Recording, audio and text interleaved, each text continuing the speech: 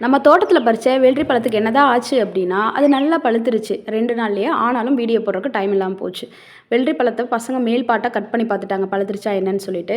பழுத்துருச்சு ஏதாவது வித்தியாசமா பண்ணி கொடுங்க, பண்ணி கொடுங்கன்னு சொல்லி நம்மள போட்டு டார்ச்சர் பண்ணதில, சரி ஏதோ ஒண்ணு பண்ணுவோம் அப்படின்னு உள்ள இருக்க விதைகள்லாம் எடுத்துட்டு, அதுக்கப்புறம் உள்ள இருக்கிற சதையையும் அப்படியே கொஞ்சம் கொஞ்சமா கட் பண்ணி எடுத்தாச்சு. ஏன்னா மேல இருக்க கூடு வந்து டேமேஜே ஆகக்கூடாது அப்படின்னு சொல்லிட்டு, எல்லாத்தையும் எடுத்ததுக்கப்புறம் கொஞ்சமா வந்து ஜூஸ் மாதிரி அந்த விதைகள்ல இருந்துச்சு. அதையும் வடிகட்டி எடுத்தாச்சு. எப்படி பாருங்க ஜூஸ் வடியுது அப்படின்ட்டு. அதுக்கப்புறம் ஒரு 2 ஸ்பூன் அளவுக்கு சர்க்கரைய போட்டு நல்லா கலக்குன்னு கலக்குனதுக்கப்புறம் சாப்பிட்றதுக்கு ரெடி ஆயிருச்சு. இத வந்து அப்படியே சாப்பிடாம, அந்த எடுத்து வச்ச கூடுல உள்ள எடுத்து போட்டாச்சு. நான் வந்து வெள்ளரி பழத்த இப்படி தான் சாப்பிடுவேன். இல்லைன்னா கட் பண்ணி சர்க்கரை வச்சு சாப்பிடுவேன். நாட்டு சர்க்கரை செமையா இருக்கும். பசங்களுக்கு செஞ்சு கொடுத்தோனே செமையா இருக்கு அப்படின்னு சொன்னாங்க. என் பையன் பாருங்க வாயில வச்ச உடனே சூப்பர் அப்படின்ட்டான். டேய் எல்லா வீடியோவும் பார்த்து நீயும் அதே டயலாக்க சொல்லாதடா, சாப்பிட்டு பார்த்து சொல்லுடா அப்படின்னோனே, நிஜமாவே சூப்பரா இருக்குமா அப்படின்னா, நானும் ஒரு ஸ்பூன் சாப்பிட்டு பார்த்தேன். செம.